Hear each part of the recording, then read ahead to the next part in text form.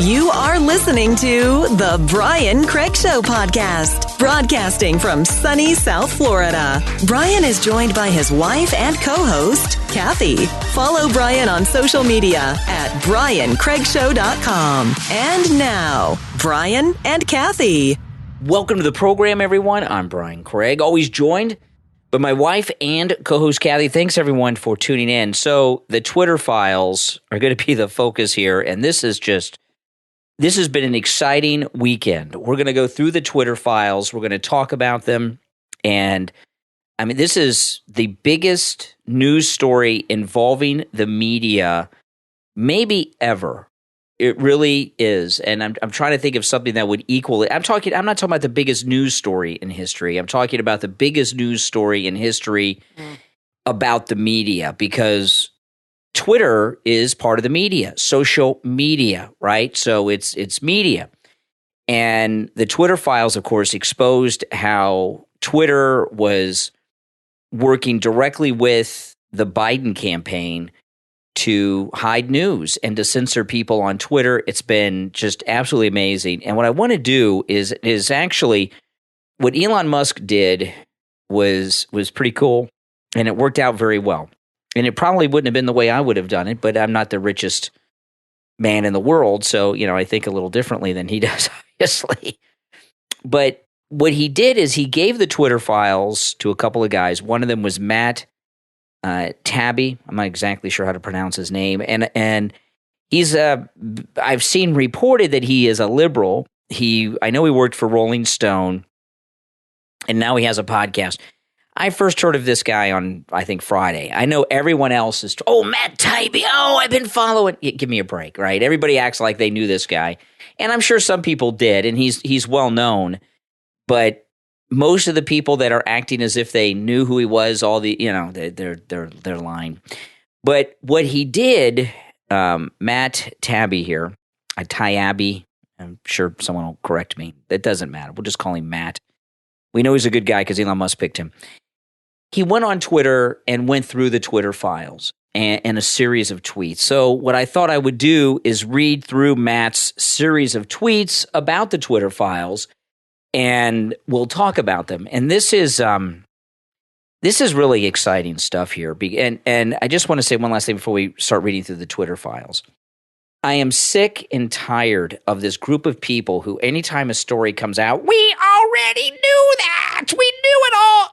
You didn't know squat, okay? We suspected a lot of things. I say this every time. We suspected this, but now we have the written documents that prove our suspicions to be factual. It's called being validated. Yeah, there's a difference. And it's important. Yeah. And I hear a lot of people say that or say it in the chats. Yeah. And I understand where they're coming from, but you have to understand. We all knew this stuff, but now we're being vindicated. We're being validated, and that matters.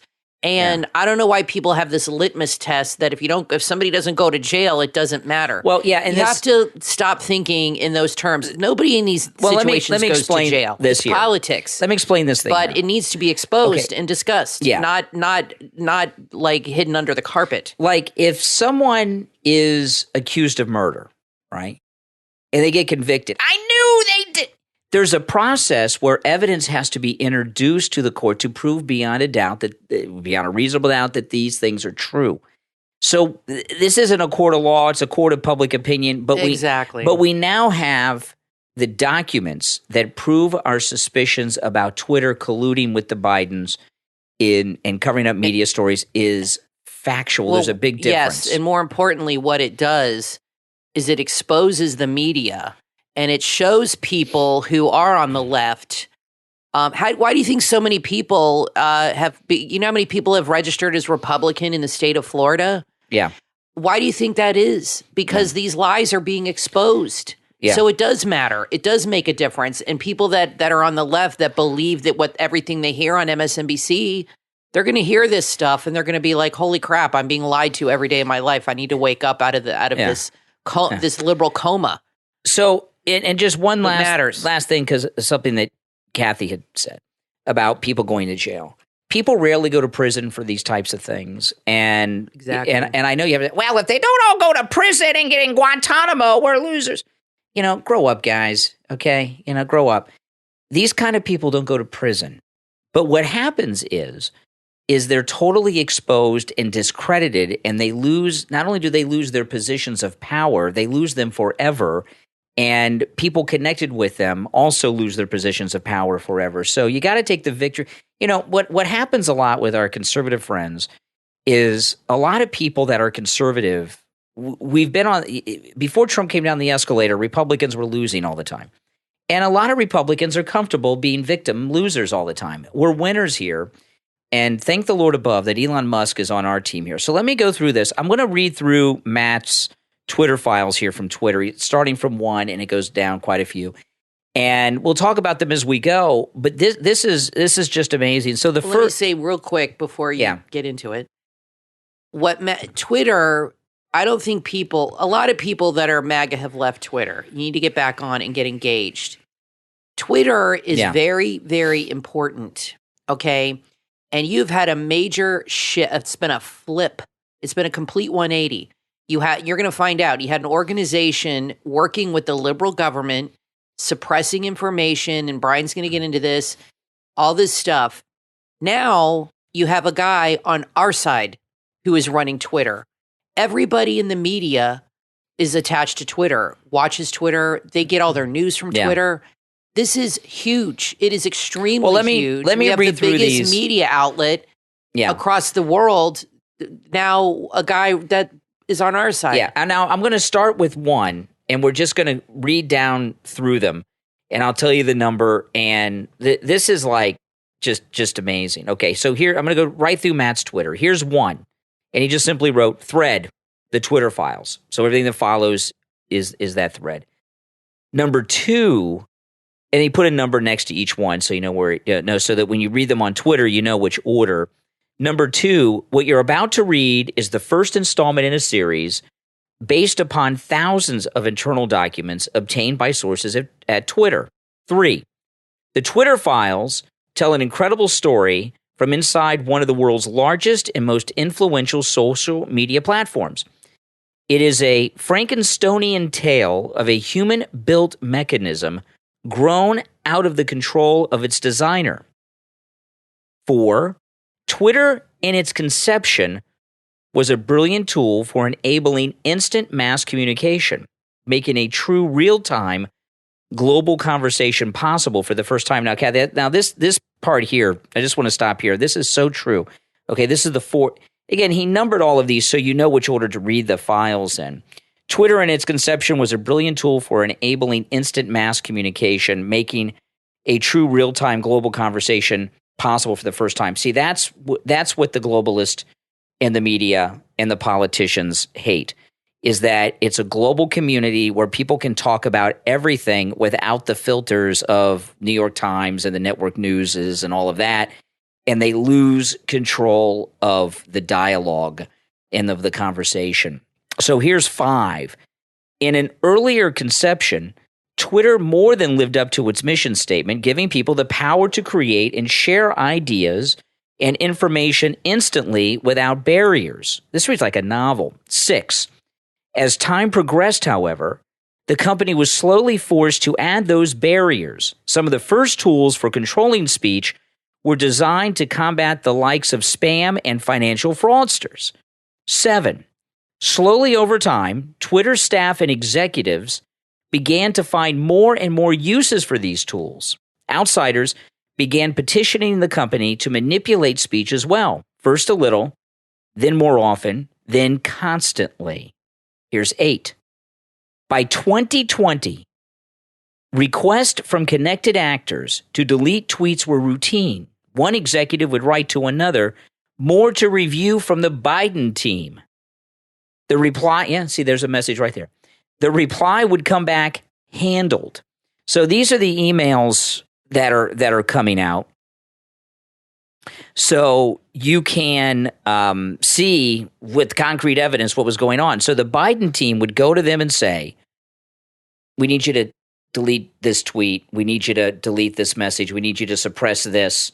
They would send this message to Twitter, and Twitter would get back to them and say, we took care of it. It's handled just as you requested.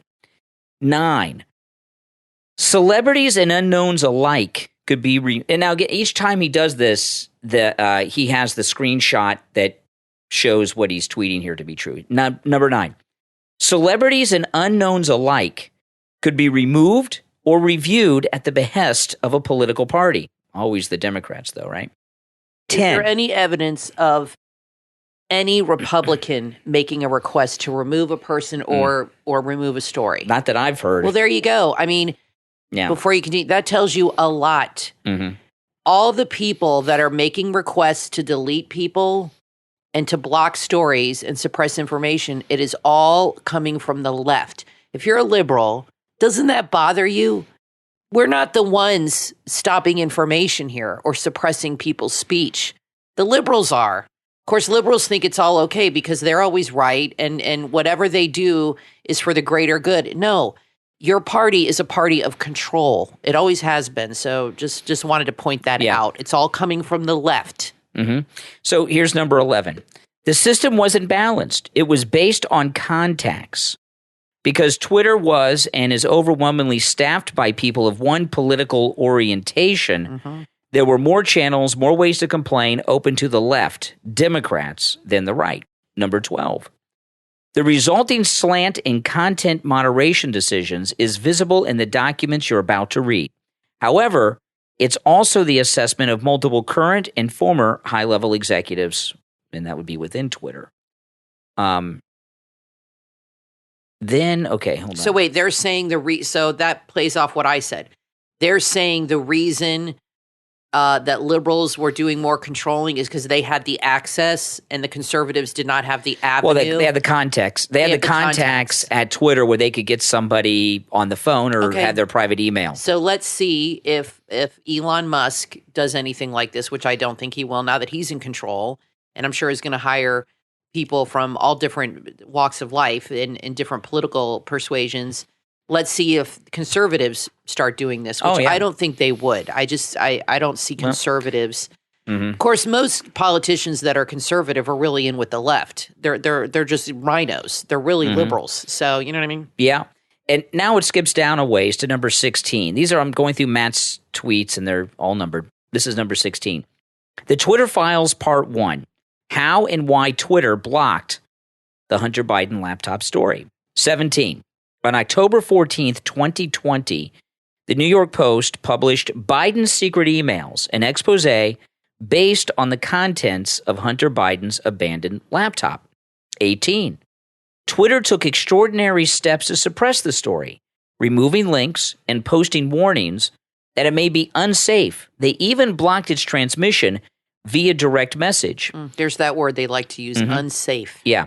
A tool hereto reserved for extreme cases, for example, child pornography. Number 19. White House spokeswoman Kayleigh McEnany was locked out of her account for tweeting about the story, the laptop story from the Post, prompting a furious letter from Trump campaign staffer Mike Hahn, who seethed, at least pretend to care for the next 20 days. 20. This led public policy executive Carolyn Storm to send out a polite WTF query.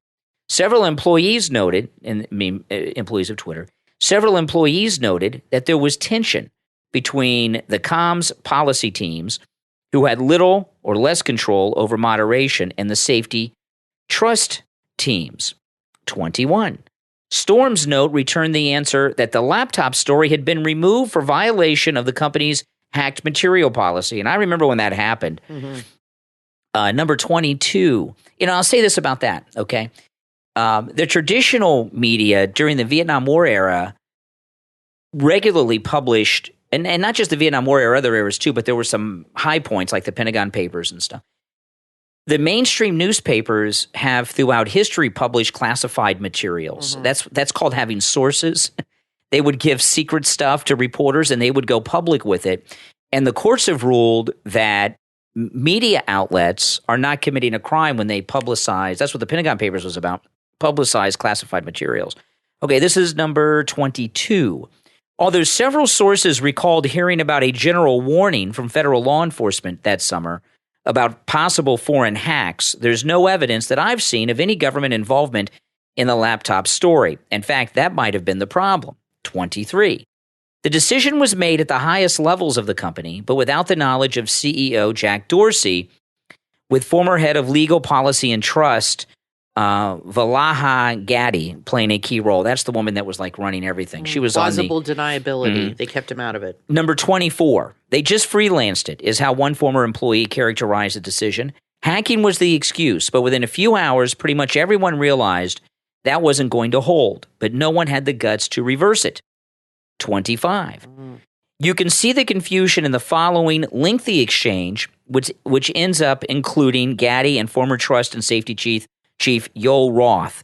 Comms official Trenton Kennedy writes, I'm struggling to understand the policy basis for marking this as unsafe, right? And the reason they think it's unsafe, the laptop story, is because they think Trump is dangerous. They think that Trump being president is dangerous. So if there's a story like this Hunter Biden laptop story that's going to make him president again, it's unsafe to allow that. Because all this happened right before the last election. They suppressed this, remember this came out, it was like the October surprise or a few months before. And they immediately went with Russian disinformation, all this stuff, because they knew that if the truth came out, look what happened to Hillary with Trump when Comey came out right before the election. That definitely hurt her when he said they're reopening the case against her. So they knew that if this came out, for sure, that the media went with this, that there was evidence of Biden and his son doing business dealings and all this stuff. It would definitely hurt Biden. So they actively suppressed this, buried it. And so that's, called interference. Yeah, now this is number 26. And see, what you're starting to see here is not everyone in Twitter was buying into this. They all hate Trump, but they knew this was wrong. Yeah. This is 26 of the Twitter files. By this point, everyone knew this was effed, said one former employee. Yep. But the response was essentially to err on the side of continuing to err. Number 27. Former VP of Global Comms, Brandon Borman, asks, can we truthfully claim that this is part of the policy? 28. To which former Deputy General Counsel Jim Baker again seems to advise staying the non-course because caution is warranted. Number 29. This is like reading court documents. A fundamental problem with tech companies and content moderation. Many people in charge of speech know or care little about speech. That's true. And they have been told the basics by outsiders. Number 30. In one humorous exchange on day one, Democrat Congressman Ro Kahana reaches out to Gaddy to gently suggest she hop on the phone to talk about the backlash regarding speech. Kahana was the only Democratic official I could find in the files who expressed any concern for this. Gaddy replies quickly, immediately diving into the weeds of Twitter policy, unaware Kahana is more worried about the Bill of Rights. 32. And again, these all have the emails and documents that back up what we're saying here. This like one sentence or two kind of summarizes what's in it. Where can people read this? This is all on Matt Tabby's Twitter feed I'm reading from. Kahana tries to reroute the conversation to the First Amendment, mention of which is generally hard to find in the files. 33. Within a day, head of public policy for Twitter, Lauren Culbertson, receives a ghastly letter and report from Carl Sasbo of the research firm NetChoice, which had already polled 12 members of Congress, 9 Republicans and 3 Democrats from the House Judiciary Committee. Okay? And hold on here. Let me go to the next one. Okay, so now we're on 34. NetChoice lets Twitter know a bloodbath awaits in upcoming hearings, with members saying it's a tipping point, complaining tech has grown so big that they can't even regulate themselves, so government may need to intervene. 35. Sasbo reports to Twitter that some Hill figures are characterizing the laptop story as tech's Access Hollywood moment. So it's starting to backfire, starting to get heat, right? 36. Twitter files continued. The First Amendment isn't absolute. Sasbo's letter contains chilling passages relaying Democratic lawmakers' attitudes. They want more moderation. And as for the Bill of Rights, it's not absolute. Then, and again, all these things have the document that backs it up. That's how they see the Bill of Rights, free speech. That they see it as not an absolute, that it's open to interpretation. That they want to change it, of course, but they don't see it as that's how they rationalize it. And I understand when you have a platform, that's right, like social media. Obviously, you have to moderate some things, or should not be allowed. I understand that. But this is what this is showing is the government, and Joe Biden's campaign actively working to suppress a very damaging story about him. A story which has, by the way, been proven to be true. And not only did they suppress the story, they went to the media, to the news outlets, to gaslight you and to lie to you and to tell you it wasn't true. Yeah. And they knew it was true. They were all in on it. So they used the media, the television media, to tell you this is Russian misinformation. None of this is true. Don't believe what you're seeing. Nothing to see here. So not only did they suppress it, they flat out lied to you. Yeah. Now, listen, we're going to take a quick break. We'll talk more about this when we get back. Don't go anywhere. I'm Brian Craig, always joined by my wife and co-host Kathy. Back right after this. Want to know where all the bodies are buried? Author Robert Allen Miltenberg holds the key to that question in his book, Pool Boy to the Mob, Everybody Out of the Pool. Author Robert Allen Miltenberg holds the key to that question in his book, Pool Boy to the Mob. Welcome to Mob-Ammy Beach. This book is a fictionalized account of Miltenberg working at a mob-owned Miami Beach hotel in the 70s. If you're a fan of The Godfather, Goodfellas, or The Sopranos, you will love this story that's full of colorful characters and wisecracking wise guys. It's a story with everything from Playboy bunnies and weaponized parrots to shattering the glass ceiling and getting away with murder, all in paradise. This is a wise guy tale you've never heard. Surrounded by pools, the trick for Bobby Moskowitz was not slipping in the one thicker than water. Bobby lived to tell the tales, and now you can read all about it. The funniest mob novel since Jimmy Breslin's The Gang That Couldn't Shoot Straight. Pool Boy to the Mob, Everybody Out of the Pool. From author Robert Allen Miltenberg, available on Amazon. Order your copy right now.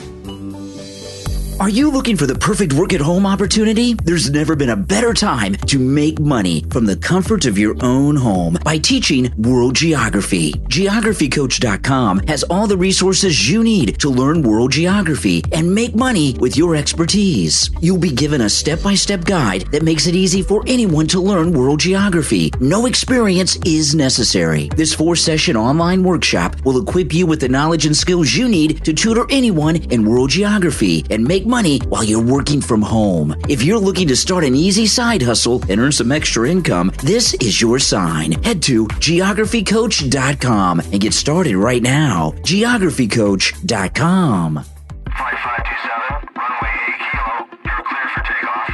Do you want to get your kids a toy they'll really love? The Kids Thrill Kids Airplane toy on Amazon is an exciting airplane ready for takeoff. Let your children transform into pilots and experience a fun playtime with the Kids Thrill Kids Airplane toy. It's perfect for kids of all ages who love airplanes. This toy promotes fun and engaging playtime as well as a creative imagination. The bright colors and wheels will help your children visualize the airplane's toy action like a real pilot. And with lights and sound, allow your child to learn motor skills and help them develop their creativity to stimulate their brain development. It makes a great gift, and the fun doesn't stop there either. Kids Thrill on Amazon have a lot of other toys too, including fun and educational toys for babies, toddlers, and children of all ages, including stacking cups, baby toys, toy trucks like their fire trucks, garbage truck, and construction trucks. The prices at Kids Thrill have huge discounts for the holiday season going on right now. Kids Thrill take great pride in their customer service and the quality of their toys. So what are you waiting for? Go to Amazon.com right now and search Kids Thrill for endless hours of fun for your kids. Kids Thrill on Amazon. Start shopping right now. Parents and grandparents, do you love reading bedtime stories with your child? Add a heartwarming story to your child's bookshelf from author Neelish Jethva, The Bear and the Bunny, available on Amazon. The Bear and the Bunny is a beautifully illustrated children's book about how a bear fell in love with a bunny. Your little one will follow along with this adorable love story and learn about the importance of loving relationships. It's filled with beautiful, vibrant illustrations and large print, perfect to read out loud for toddlers, preschoolers, and young children. It also makes a great gift, The Bear and the Bunny, from author Neelish Jethva, available on Amazon in both Kindle and paperback. Order your copy and start reading with your child right away. You are listening to the Brian Craig Show podcast, broadcasting from sunny South Florida. Brian is joined by his wife and co-host, Kathy. Follow Brian on social media at briancraigshow.com. And now, Brian and Kathy. Welcome back, everyone. I'm Brian Craig, always joined by my wife and co-host, Kathy. Did you forget for us? No, I didn't forget. We just had our 26th wedding anniversary yesterday, so very exciting. Yeah. A long time. Yeah. It's funny when I remember when, well, my parents have never been married that long. They got divorced, but I remember my dad and my stepmom celebrating their 25th and my friends, their parents, and it just seemed like the people were so old. Yeah, they were like in their 50s, and now that's us. Yeah. Okay, so back to this. Yeah. So that's all of Matt is his tweets there, and you guys should read all of those in the documents. Oh, yeah. Okay, so what's happened since is amazing. First off, the mainstream media have not reported on this so far. Fox News reported on it. I did watch Fox News this morning. They were talking about it and everything. But outside of Fox News, what is traditionally the mainstream media are not reporting on this. And I know a lot of people are upset about it. I don't care what the mainstream media do or don't do anymore. No, they clearly lie about everything. And the mainstream media not reporting on this story just makes them more irrelevant than they were yesterday. I mean, they're making themselves out of date and irrelevant. I agree. So don't base what's happening here on that reaction. And I know what the reaction is going to be from a lot of people. They're going to say, it's not going to matter. You know, we were talking at the top of the last segment. No one's going to go to jail. There's nothing to see here. They get away with this stuff all the time. You know, listen. That's a defeatist attitude. All of that is wrong. Yeah. What Elon Musk is doing here is going to eventually result in the collapse of the mainstream media as we know it. Let me give you an example. Last night, Elon Musk did something that was amazing. He went on Twitter Spaces, which most people, I don't think, are very familiar with. I used it once. Relatively new. Yeah, and what Twitter Spaces is when you're on Twitter, by the way, follow me on Twitter, Brian Craig Show on Twitter. When you're on Twitter, you can start a Twitter Space, and Twitter Space is kind of like a town hall, a little bit like talk radio, and you can talk, and people that are following you will get the notification when you do it, and you can let them. You know, they can raise their hand to talk, and then you can click them on, and then they can have a conversation with you. Elon Musk did a Twitter Spaces last night that had over 100,000 people in it, and Kathy and I were two of those over 100,000 people. Mm-hmm. And it was a town hall, kind of like a press conference / town hall. A lot of big members of the media were there. You'll be hearing them on Monday probably bragging about it. But over 100,000 people were listening to Elon Musk take questions from all kinds of people about the Twitter files, and it was absolutely amazing. So the mainstream media are for old people that read newspapers still, right? You know, like Newsmax. I'm really upset at Newsmax. They had Pence on. I think it was on Greta's show this week. Mm-hmm. You know, I think that did a lot of damage to Newsmax. I love Newsmax, but having Pence on, that's really bad news. But we have news. We get Newsmax magazine, and Kat, you got this for me like a year ago, and I haven't read one edition. No, he's throwing them in the garbage. We get it, and it comes in plastic wrappers. It's got really good articles with a lot of good contributors. Greg Kelly, Dick Morris. Yeah, I'm sure it's great. I might read the one that just came. It's in a plastic wrapper, and they usually get thrown away still in the plastic wrapper. Yeah, no, read it. And it's not that I don't like Newsmax. I like Newsmax. I'm very upset at them and concerned that they had Mike Pence on this week. But what do you think that's about? But I don't know. But the thing about it is, what Elon Musk is doing is going to destroy the mainstream media. President Trump started the destruction of the mainstream media. What the Twitter files are talking about, the reason that the mainstream media are not reporting on it is not just because, well, they're liberals and they want to cover it up. That's one of the reasons. But part of the reason that they're covering up the Twitter files is because the mainstream media, this is what they've been doing since they've existed. They work with the government, sometimes for the government and politicians, and they cover up stories all day, every day, and they've always done this. And they're upset that what they've been doing is being exposed with the Twitter files. So you can't judge things based on what the mainstream media cover and don't cover. They're never going to cover these true stories. You can't base it on whether or not people are going to go to prison. Like when Watergate happened, some people went to prison, but kind of like nobodies. Richard Nixon didn't go to prison. And Democrats were pretty upset that Richard Nixon didn't go to prison. President Ford gave him a pardon. And liberals and the media were very upset that Gerald Ford pardoned Richard Nixon. Okay? And I'll tell you this. What we don't have yet, and we'll start to get the specific names of the people within the Biden campaign that were coordinating with Twitter. And what you're going to find is these are people that are secretaries of this, secretaries of that, or maybe someone like Jen Psaki and others.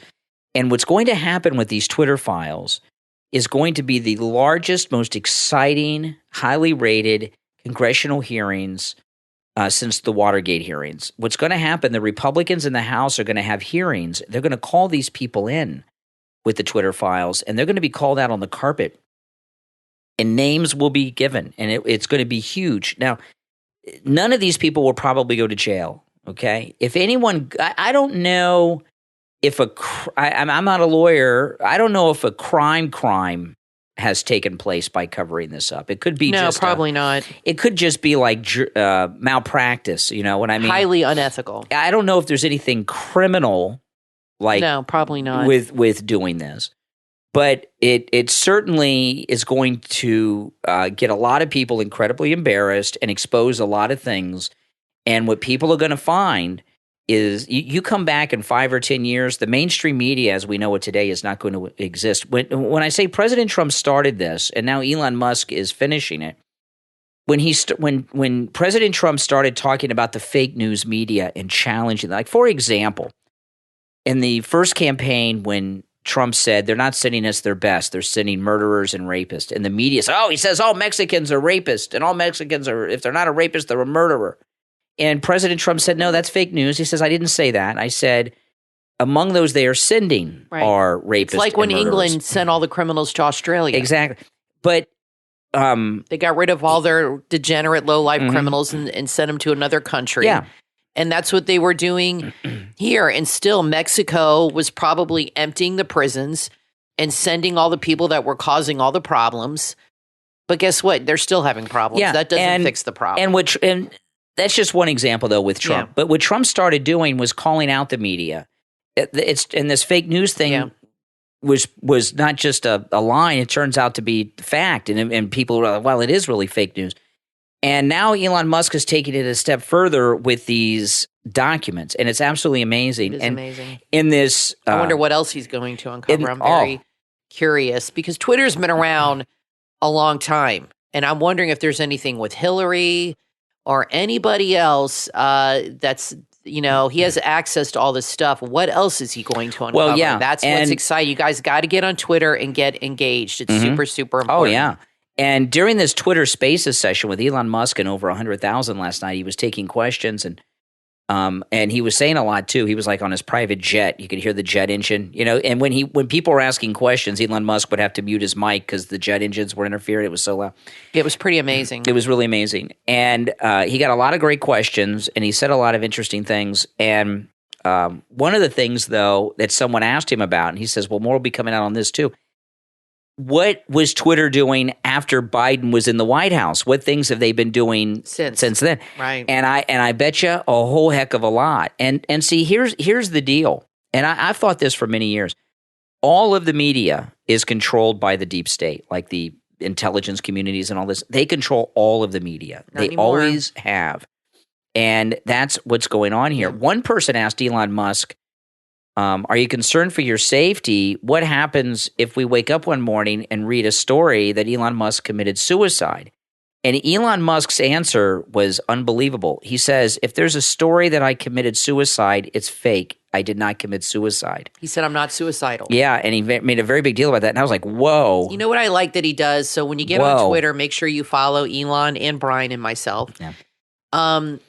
What I like that he does is he does a lot of polls, and he lets the people decide, and he'll say the people have spoken. You know what I mean? You never saw Jack Dorsey did that. He decided, and his cronies.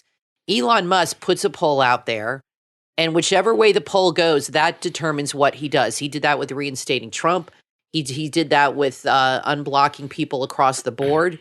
He's doing that with a lot of things. He's always got polls up there. He is extremely engaged in everything. I mean, he must be on Twitter constantly. I mean, he's like a guy who wakes up in the middle of the night to have a drink or a cigarette. He gets up at 3 o'clock in the morning to tweet. That's right. But he is on it all the time, and he's definitely on our side and one of the good guys. And because when I say that, it's because he's exposing so much. I really, really just wish Trump would be on Twitter. I mean, I know he says he's not. He still isn't. He has almost 90 million. He has 87.8, I just checked, followers. He's pretty much where he was when he was kicked off. He doesn't even have 5 million on Truth. That is such a huge difference. And I don't know, whatever reason he can't go on Twitter, but could you imagine if he was on Twitter and he was in that town hall last night, or he had his own spaces going on? He is missing so many huge opportunities here. And what if he was responding to Elon and responding? He's doing it on Truth, but it's just not the same thing. You know, when in the Twitter, can be on both. In the Twitter spaces, when people ask questions, you got to hear their voice. It's a pretty cool thing. It's very cool. I'm going to do some experimenting with it. So you guys, if you don't already, follow me on Twitter, Brian Craig Show, and then you'll get notified when I do it. I'm trying to figure out how I can use Twitter Spaces for everything that I do. But I'm Florida native _ Okay. That's me. Florida native _ But all lowercase. If President Trump were in that last night, the mainstream media would not have been able to hide the event. Exactly. And it would have just turned the world upside down, right side up, and sideways all at the same time if President Trump chimed in there with Elon Musk on the Twitter files. It really was a missed opportunity of President Trump. There were a lot of great people in there. You had Sebastian Gorka. You had that Will guy from Fox. Will Kane. I like him. Eric Bolling. A lot of people. A lot of famous people. Yeah. Who else was in there?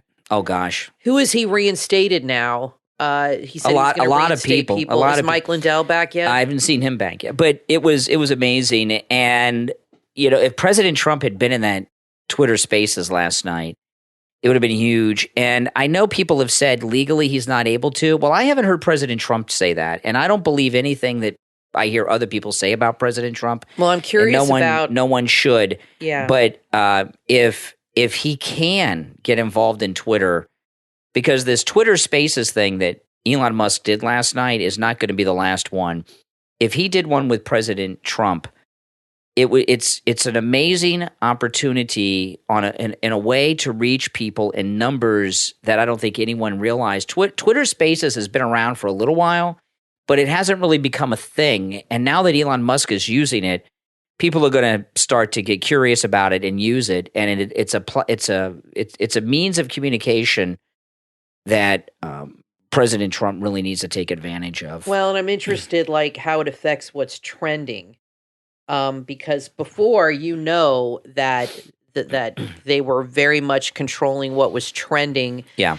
When the liberals were in charge of Twitter, and it was probably mostly anti-Trump stuff. And now we have, Alec Baldwin is trending and other things. Oh, they get arrested for killing the cinematographer yet? And shooting the director? Probably I don't know. Not. We'll see. It's Stormy Sunday. Daniels is trending. White House Tucker. Democratic Party. Yeah, Stormy Daniels Sounds is like trending. the liberals are handling the trending section still. Maybe.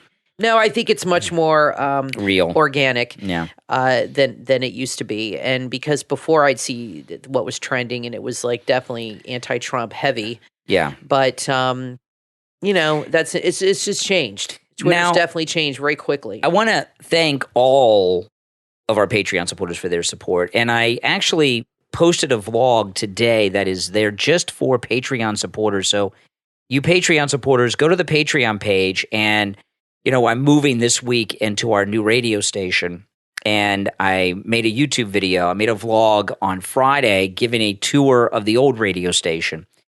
And the old radio station is about 3/4 taken apart when I gave this tour. The only thing at the radio station that was untouched at that point was my studio, because it was left intact so I could use it. So I gave a tour of the radio station while it's being taken apart.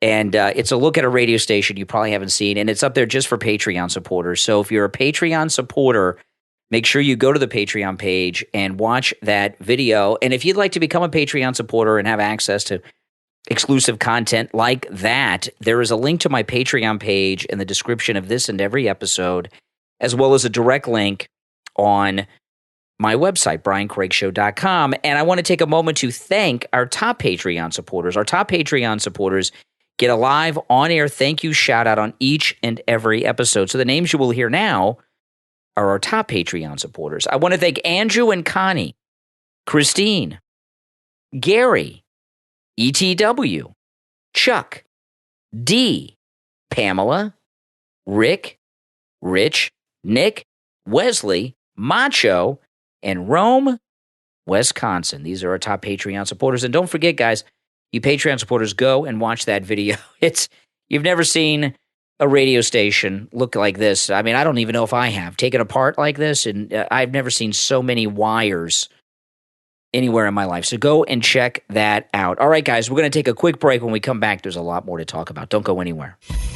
Fill your heart with love and joy this holiday season. Order your copy of The Heart of Christmas, a book to help you prepare your heart for Christmas. Enjoy this beautiful season of hope and share your blessings with those in need. By author Heidi Dalton, The Heart of Christmas is a book and journal for anyone who loves Christmas and wants to make the holiday season meaningful for themselves and their loved ones. You'll learn to decorate your soul and how the sweet aroma of freshly baked cookies relates to your prayer life. You'll see how to intentionally wrap your gifts with love and enjoy meaningful family time with your loved ones. Connect with the feeling of Christmas like never before and feel Jesus' love as you reflect on the gifts that God has blessed us all with. The Heart of Christmas, from author and Christmas lover Heidi Dalton. Visit HeidiDalton.com or Amazon to order your copy for this holiday season right now.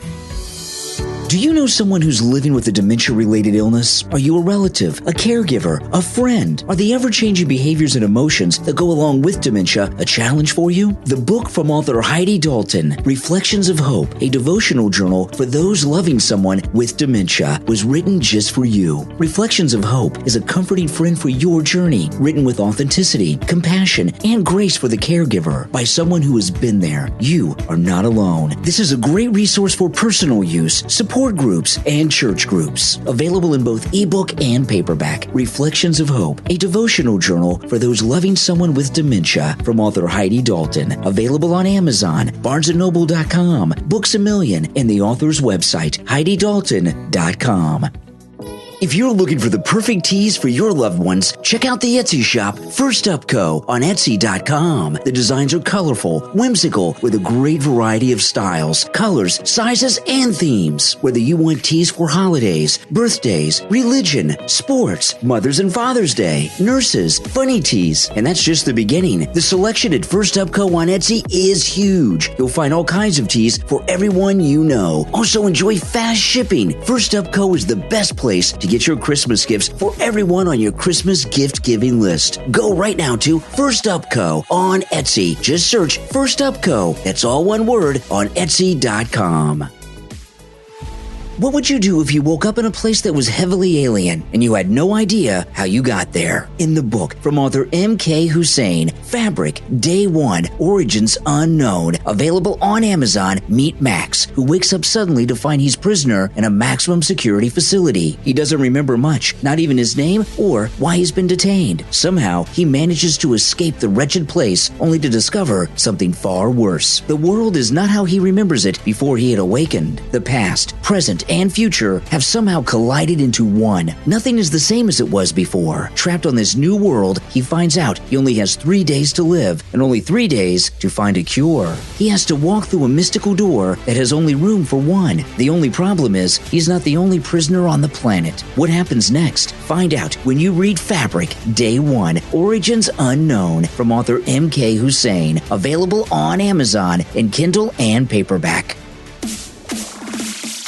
You are listening to The Brian Craig Show podcast, broadcasting from sunny South Florida. Brian is joined by his wife and co-host, Kathy. Follow Brian on social media at BrianCraigShow.com. And now, Brian and Kathy. Welcome back, everyone. I'm Brian, always joined by my wife and co-host, Kathy. So let me read through this story. This is from the Daily Mail, and they have a story on the Twitter files, and I'll have some more details. So let's go through this. And, you know, this scandal, when the hearings start, and these people are called in front of Congress, and the people from the Biden campaign are hauled in front of Congress, this will all be public. These will not be closed-door meetings because it doesn't involve classified information. It involves scandal. I'd like to hear their justification. I know they said internal things, it was safety. And I think you're right. In their mind, it was to prevent Trump from winning, and that in their mind is protecting the country. But I'd really like to hear them. I want to hear it come out of their mouth. I want to hear them say these things on TV because it's much more powerful. The question is, do you think the networks are going to carry these live? You know what I mean? Mm-hmm. They don't have to. Mm-hmm. We'll be able to see it on some platform. So let's go through this in the Daily Mail, all right?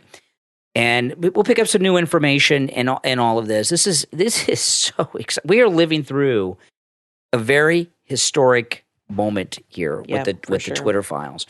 And this is the Daily Mail from over the weekend I'm reading from. Images of Hunter Biden naked, smoking crack appear to be in the tweets that staffers from Joe Biden's 2020 campaign instructed Twitter to delete. You know those are going to come out. Oh, yeah. Well, see, you and I have seen this, and I know a lot, and this is another time of winter. A lot of people will say, we already know about you don't know it if you get your news from the mainstream media. Right. You know, if you watch CNN or MSNBC. That's what's important here. You don't know this stuff. In fact, I put something in the Facebook group, an article about this, and somebody just wrote, I already knew all this. But I think she meant it in a way like we're being vindicated. Okay, now. And that's how you have to look at it. We're being vindicated. Yeah. And it's important to get out there. And yes, we all knew this, of course. And now the other side is going to know this. Like last week. Now everybody will know. When CBS reported on the Hunter Biden laptop like it was fresh. And everyone's like, old news, old news. But it was new to those who get their news from CBS. Right. And, you know, so you got to understand that. There are some people, like my brother only watches MSNBC. Yeah. Okay, you should hear the stuff he says to me. It's so ridiculous. They have a whole other set of lies that they tell people. He might now actually hear about this, about the laptop and everything, and he might say to me, you know, did you hear about, and I'll be like, yeah, I heard about it 2 years ago. Didn't you read Miranda Devine's book? Mm-hmm. And the way I look at it is he's just not informed. He's ill-informed by choice, and that's how you have to look at it. And so if somebody says to you at work or wherever, did you hear about this? And you knew about it, instead of saying, yeah, I already knew, you should say to them, you know what, let me give you a list of the publications I read, and you'll be much more informed, and you'll know when the Gateway Pundit and all this stuff, tell them where you get your information. All right, so back to the story in the Daily Mail. The revelation came after the company's new CEO, Elon Musk, published a slew of tweets containing emails from Twitter executives involved in censoring Hunter Biden's laptop. And one of these emails sent 10 days after the New York Post first broke the laptop story on October 14th of that year. Twitter staffers were asked to review 5 tweets deemed problematic by the Biden team. More to review from the Biden team. The staffers' redacted correspondence read, garnering a reply hours later from another Twitter employee, one that assured the worker the task had been handled. That same day, another email reveals that there was an additional complaint from the DNC and 2 more tweets were deleted. It is not clear from the leaked emails what the deleted tweets were about. However, Washington Free Beacon investigative reporter Andrew Kerr said he had discovered the contents of several of the tweets. He said 3 of the tweets the Biden camp demanded be deleted contained Hunter Biden porn and photos of Biden's genitalia from the laptop. He claims one of the tweets... Hunter Biden's or Joe Biden's? Hunter's. He claims one of the tweets requested to be deleted by the DNC was from actor James Woods and was about Hunter smoking crack and committing a sex act. Let me tell you something. This is the spawn of Joe Biden. Look at Trump's kids, okay? And look at Joe Biden's son. I'm not saying it's entirely his fault, but he has definitely enabled his son's behavior and has not been a present or tough father to I'm sure this is behavior that's been going on most of Hunter's life. This is not new. He's probably been a problem since he was like 14 years old. He is the most disgusting, scummy person I think I've ever heard of. I mean, he is just into every debauched behavior. He has no self-control. And he's completely selfish. The only vice that I've not heard Hunter connected with is gambling. You know? Yeah, I mean, he's just a very weak man. The second tweet that they asked to delete was selfish. Was a link to Hunter Biden weighing and using drugs. He weighed them first and then used the drugs, I guess. Oh, my gosh. And another link to a Hunter Biden sex tape because, Hunter had uploaded sex tapes to porno websites. Hunter's father, Joe, is now facing mounting political pressure to address why his campaign ordered Twitter staffers to pull tweets that they deemed problematic when they had only appeared to discuss the contents of the laptop. I pulled web archives of 3 of these tweets. Kerr, who was held bylines for both the Washington Examiner and the Daily Caller, wrote in the first of 2 replies to the slew of posts on Elon Musk's profile, which were reshared by the mogul after being posted in succession by independent journalist Matt Taibbi, which is what I played. All 3 are homemade Hunter Biden porn and Hunter Biden, well, they say something else, D-pics, meaning genitalia pictures, pulled from the laptop. Kerr said, of the 3 of the 5 posts confirmed to be sent from the Biden campaign on October 24th, 2020. These tweets don't contain any info on Hunter's business dealings, just porn, Kerr continued. Can't immediately find archives of the other 2 tweets. He went on to add, of the second string of unconfirmed posts, one of which was shared by since suspended user Stephen_Lujan, and the other, James Woods. The Stephen_Lujan tweet was linked to Hunter Biden weighing drugs and using drugs, and the other was a link to the sex tape. The James Woods tweet revealed is Hunter Biden smoking crack. Okay. The journalist assertion came shortly before James Woods, a famously outspoken conservative and Christian, said he would be suing Twitter, declaring my Twitter days are in the past. And he was actually, James Woods was on Tucker Carlson Friday night. It was a pretty good interview. I want to see that interview. Mm-hmm. Hours before the Twitter files surfaced on Elon Musk's page, in which the executive shines a light on the past actions of his new company, the leaked correspondence contained damning insider communication that provided new insight to dissent seen within the company as it responded to the first news of the Hunter Biden scandal. One of the things that Elon Musk said in the Twitter Spaces town hall last night with over 100,000 people in it, it was amazing. He said, you got to understand that with the people that worked at Twitter at the time, there's San Francisco liberals. And they really didn't think, a lot of people say, well, he's letting them off the hook. He's not letting them off the hook.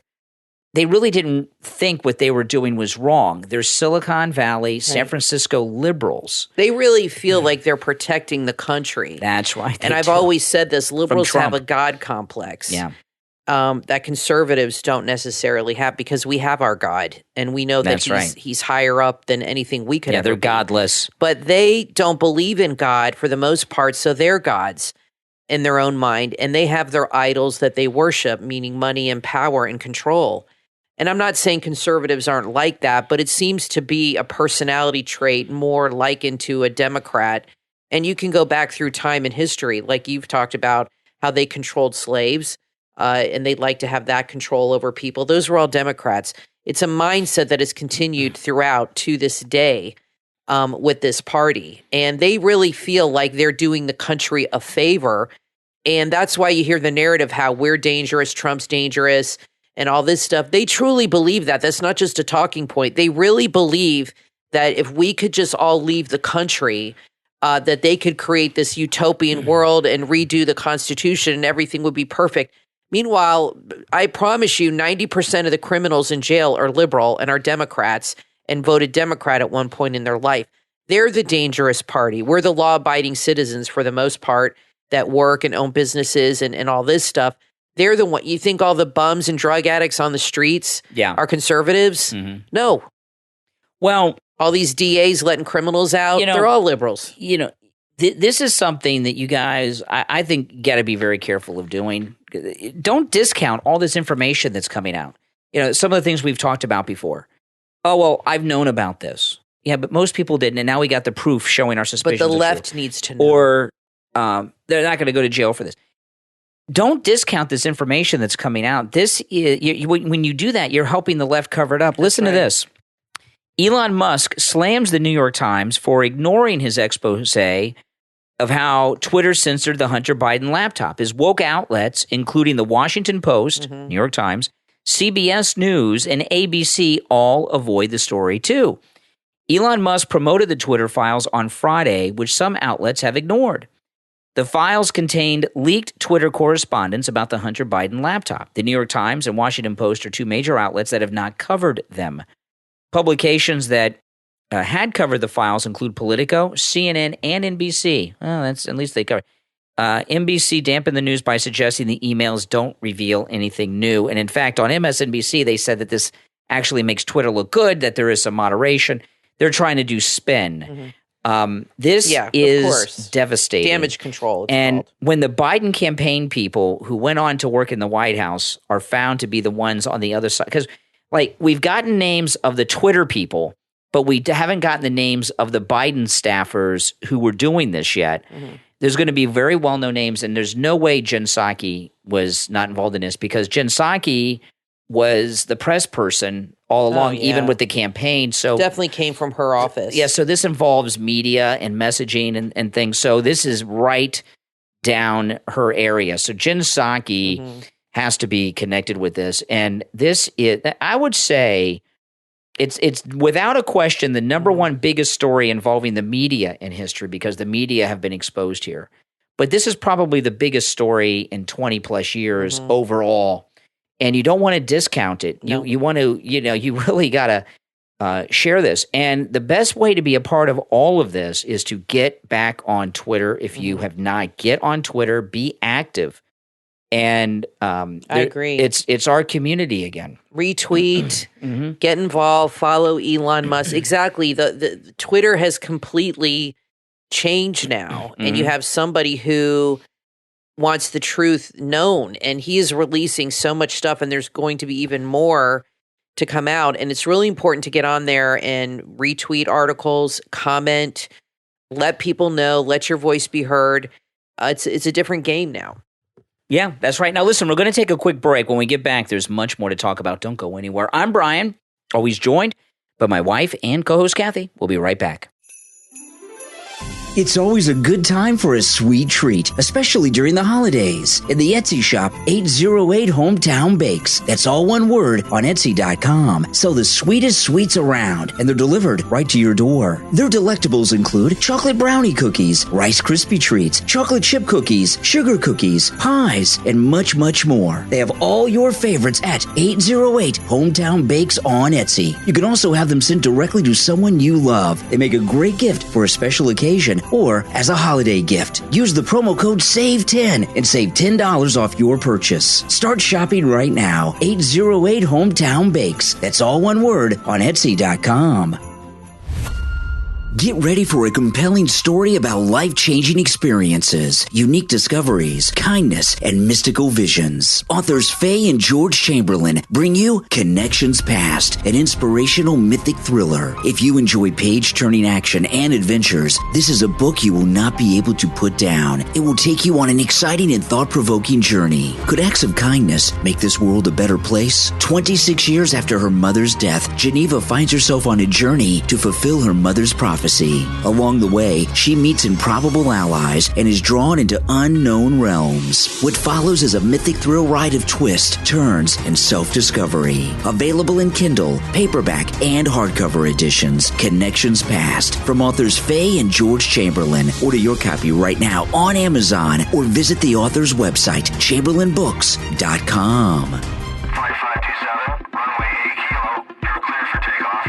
Do you want to get your kids a toy they'll really love? The Kids Thrill Kids Airplane toy on Amazon is an exciting airplane ready for takeoff. Let your children transform into pilots and experience a fun playtime with the Kids Thrill Kids Airplane toy. It's perfect for kids of all ages who love airplanes. This toy promotes fun and engaging playtime as well as a creative imagination. The bright colors and wheels will help your children visualize the airplane's toy action like a real pilot. And with lights and sound, allow your child to learn motor skills and help them develop their creativity to stimulate their brain development. It makes a great gift, and the fun doesn't stop there either. Kids Thrill on Amazon have a lot of other toys too, including fun and educational toys for babies, toddlers, and children of all ages, including stacking cups, baby toys, toy trucks, like their fire trucks, garbage truck, and construction trucks. The prices at Kids Thrill have huge discounts for the holiday season going on right now. Kids Thrill take great pride in their customer service and the quality of their toys. So what are you waiting for? Go to Amazon.com right now and search Kids Thrill for endless hours of fun for your kids. Kids Thrill on Amazon. Start shopping right now.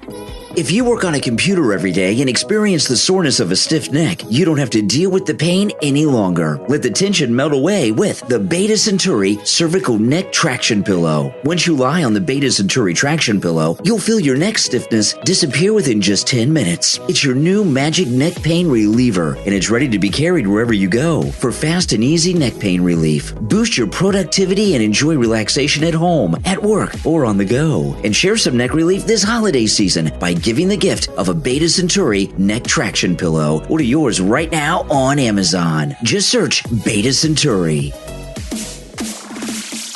You are listening to The Brian Craig Show podcast, broadcasting from sunny South Florida. Brian is joined by his wife and co-host, Kathy. Follow Brian on social media at briancraigshow.com. And now, Brian and Kathy. Welcome back, everyone. I'm Brian, always joined by my wife and co-host Kathy. Now, the New York Post has like endless articles on the Twitter files because it's really about the New York Post, right? Suppressing they're the ones that were breaking the story on the laptop. Oh yeah, and Miranda Devine. Yep. So this reporter that Elon Musk went to, that whose Twitter files I read through, Matt Tabby, whose name I'm sure I'm mispronouncing, but it's a strange, it's like Talibi or something. Taibbi. But listen, this is in Taibbi. That's a weird name. Taibbi or something. Yeah, whatever. This is an article that is in the Sunday New York Post. Left-wing journalist attack reporter Matt Tabby for exposing Elon Musk's Twitter file. So he's being attacked by the left-wing media for having a great source and reporting the news. Mainstream news reporters in lockstep with Democratic strategists rushed to social media to smear journalist Matt Tabby as a sad fraud as he released his bombshell report on political censorship at Twitter.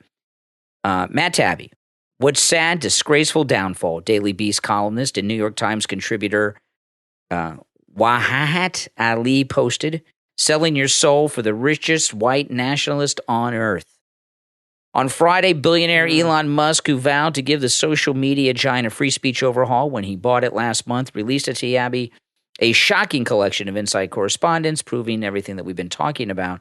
It shows you when sometimes, not all the time, but when you show the left, especially people in the media, the truth, they know deep down it's real, but they have to rationalize it in their mind because they just can't handle the truth. Like Jack Nicholson said, you can't handle the truth. Mm-hmm. They can't handle it. It's pretty funny. Here's a reporter from NBC, Ben Collins. He tweeted this. Imagine throwing it all away to do PR work for the richest person in the world. Humiliating S. Wow. Yeah, he's got a source. He's actually reporting real news. Yeah. And they're all over him they for it. They can't handle it. Now, there's a very very troubling story that I just read about this morning involving Fox News. And, it's Fox News, it really ticks me off because we all want to support Fox News when we can because there are some people over there that are good like Tucker Carlson.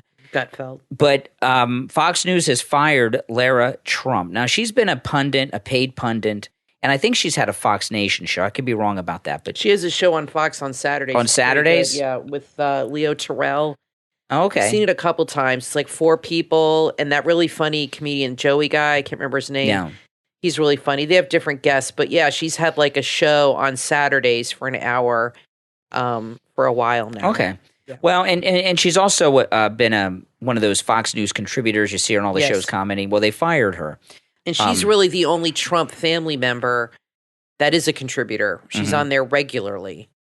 Well, they said they have barred her from being paid for her commentary because her father-in-law announced he's running for president. They said she may come back in an unpaid role. Remember, they fired Kim Guilfoyle for dating Don Trump. Yeah. Now, obviously, Lara Trump doesn't need whatever little money they give her at Fox News. I mean, she's married to Eric Trump. Well, obviously. They're wealthy. But give me a break. Everyone at all of these cable networks are all connected to someone. Yes. They're all connected to someone. And because she's got that connection, she's got to go.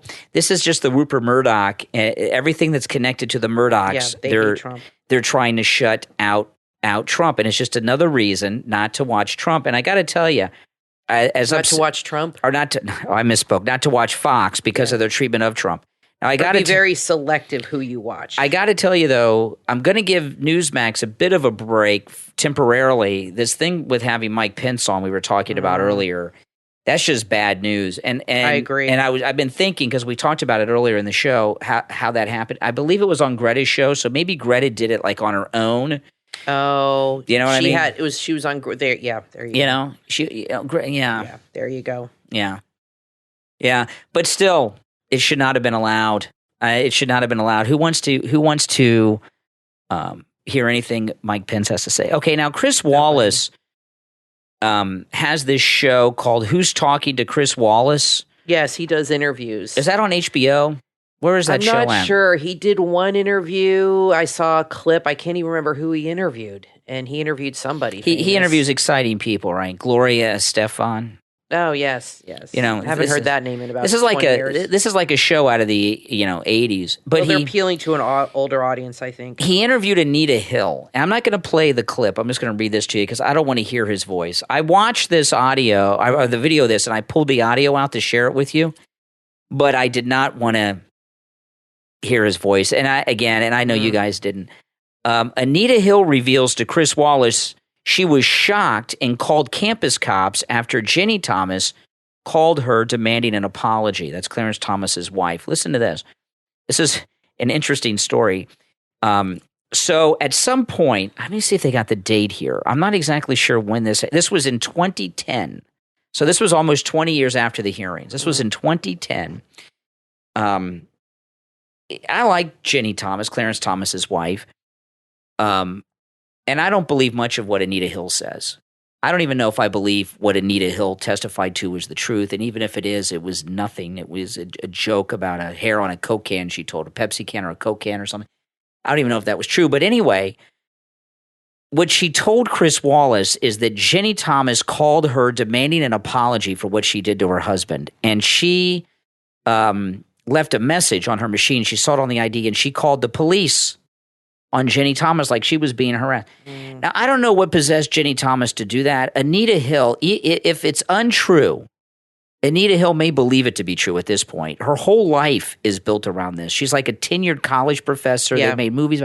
Her whole life is based on, and let me tell you, this hair on a Coke can joke that may or may not have happened that she claims Clarence Thomas told, she has parlayed that into an entire lifetime of financial comfort. I'm sure she's a millionaire and everything else.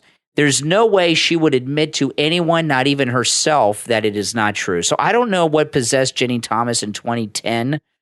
That was the year of Obamacare, to come out and call her and do that. I don't know. Something must have happened. If she did. I don't believe anything Anita Hill says, including, by the way, I do not believe that the entire incident happened. And I'll tell you why I don't believe that. Clarence Thomas has been in public life for a long time. It may be more detailed than my recollection, but my recollection is that he had she had said in her testimony that he had made a joke about a hair on a Coke can looking like a pubic hair, is my recollection of what she claimed. Yeah, that's what it was. Okay. I don't know if that constitutes sexual harassment. If that's true, it's a bizarre comment that I would not necessarily make, but people sometimes, we get thoughts in our head, and some may be good and some may be not so good, but you can't always help the thoughts that pop in your head. And some people just say what's on their mind. That's for sure. Trump's like that, I think. And that's for sure. Maybe he might be more. Yeah, a lot of people say what they're thinking. But I know people that in my life, somebody very close to me, not you, but you know who I'm talking about. A thought pops in their head and it drops to their tongue and boom, it pops right out. Yeah. They don't even think or edit or censor. Yeah. There's a lot of people, we all know people like that, okay? So say he did say it. Doesn't mean he had any kind of intention of flirting with her or is insinuating anything. It might have just been a random thought that popped in his head that he blurted out. Mm-hmm. That doesn't happen to everybody. Yeah. It just happened to maybe have a little sexual connotation. Is it really worth going to having a hearing over and trying to destroy the man's? No, they were trying to destroy his career. Yeah, that's why they did it. And that she's was a their big motivation. lefty. It was they interviewed a bunch of people and they found this one little story from this lady and they went with it. It was stupid. A few things here about this. Clarence Thomas was the second black person on the Supreme Court. The first one was Thurgood Marshall. Okay, and he was replacing Thurgood Marshall, who was a liberal Democrat. And Thurgood Marshall, I guess what he became famous for. Boy, this stuff goes. I haven't talked about this stuff in a long time, so this is just off of my recollection. Yeah, I believe that Thurgood Marshall was the attorney in the Brown versus Board of Education case, the big desegregation case. Okay, in front of the Supreme Court. I think if I remember correctly, it's been a long time. I remember reading about this in college. And the left were having a meltdown that Clarence Thomas got appointed to replace Thurgood Marshall because they believed that seat belonged to a black Democrat, and they were upset that it went to a black Republican. So they were look at all these things they've said about Trump. You mentioned Stormy Daniels is trending on Twitter right now. None of that was true about Stormy Daniels. But here's the reason I don't believe the story. Oh, my brother's convinced that happened. A pubic hair? I've heard your brother say worse than that. No, that Trump slept with Stormy Daniels. Every time I talk to him, he brings it up. Well, let's say that he did. What are they accusing? What are they? I don't think he did. But what are they accusing him of? Having consensual sex? Come on. No, but they're saying that he, obviously he was married and Melania was pregnant. Yeah, I don't believe the story. There is no way in hell. Have you guys seen Melania? Anybody? Or all the women? There is no way in hell that he slept with that scummy a porn star. No way. He's a germaphobe. Yeah. But I gave up trying to convince my brother of that. Yeah. I'm like, So the thing about Clarence Thomas, though, the reason I don't believe it, when he had Anita Hill working for him as his secretary. Yeah. Who's now a prestigious professor in the Ivy Leagues and all this stuff. I mean, yeah, she went from being a secretary to a college Ivy League professor. So that's what that's what she got out of it. He was a federal judge. He had lots of secretaries, and he's had a lot since. And I've never heard any negative comment about any, people that tell bad jokes and dirty jokes and things like. It's a personality trait. People's personalities don't change all that much. There would have been another slip up before or after in all these years. I agree with you on that. And Anita Hill is a very, very sad woman. She's sadder than Hillary Clinton because she goes around her entire life has been based around this pubic hair on a Coke can joke that probably never was told. Maybe it was. Who cares if it was? What a pathetic thing to base your entire life on. And she thinks that she's some strong, independent woman. She's not. The Democrats didn't want a Republican replacing Thurgood Marshall, So they put her up there and look, they set her up for the rest of her life. Yeah, to that go was out the there. trade-off. So she didn't take any risks or do anything. No, they probably told her she'd have that job waiting for her. She was set up for life, and I promise you, she's a millionairess. Maybe not worth $50 million, but I bet you she's worth $2, $3, $5 million. And she's a name. She's a household name. She hobnobs with the elite liberals. They make books about her. I mean, if you're a liberal and you have a party, you don't think it's a big deal to have her come to your house. Exactly. It'd be a huge deal. Like I saw She's this famous. I saw this story today. Some guy went to prison for something he didn't commit. He's getting paid $18 million. And I was reading the comments under the news story, and a lot of people were saying, hey, 15, 20 years in prison for $18 million, maybe it's worth it. You know what I mean? Yeah, but you run the risk of not getting set free. Yeah, that's true.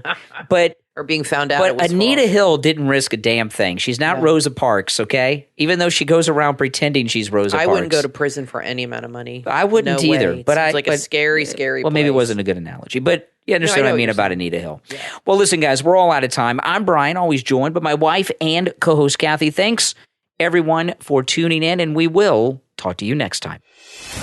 How far would you go to find your destiny? Danger lurks in plain sight, but passion is blinding. Join Geneva as she embarks on a journey full of lies, fear, and heartbreak in the new book, Face of Duplicity, from authors Faye and George Chamberlain. Face of Duplicity is a psychological thriller that will keep you clinging to the page until the very end. It's full of unexpected twists and turns, packed into a story that will keep you questioning who to trust. Push the limits of desperation and passion. Get lost in a story of obsession, murder, and pursuit, where people are not always who they seem to be. Face of Duplicity, from authors Faye and George Chamberlain. Order your copy on Amazon or visit the author's website, chamberlainbooks.com.